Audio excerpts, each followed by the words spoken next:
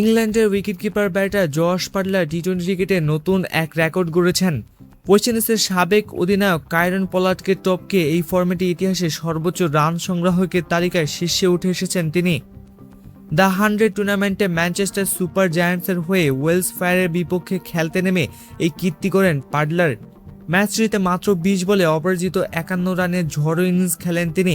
তার ইনিংসে ছিল 2টি 4 ও 6টি ছক্কা। এই দুর্দান্ত ব্যাটিংয়ে দলকে জয়ের পথে এগিয়ে দেওয়ার পাশাপাশি ব্যক্তিগতভাবে নতুন মাইলফলক স্পর্শ করেন তিনি। ম্যাচের আগে বাটলারের টি-20 ক্যারিয়ার রান ছিল 14,782। পোলার্ডের 14,803 রানকে ছাড়িয়ে যেতে তার দরকার ছিল মাত্র 22 রান।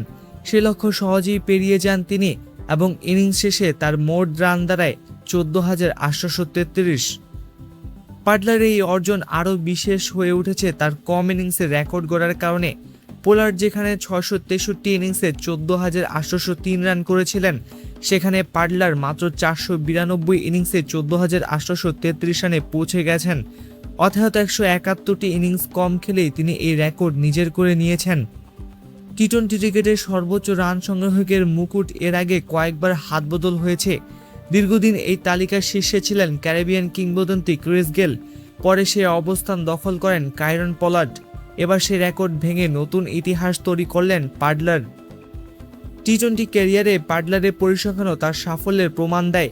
এখন পর্যন্ত এই সংস্করণে তিনি করেছেন 9টি সেঞ্চুরি ও 106টি হাফ সেঞ্চুরি।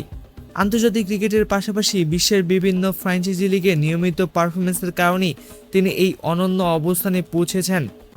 35 বছর বয়সী এই ব্যাটার ইংল্যান্ডের হয়ে আন্তর্জাতিক টি-20তে সংগ্রহ করেছেন 4,212 রান।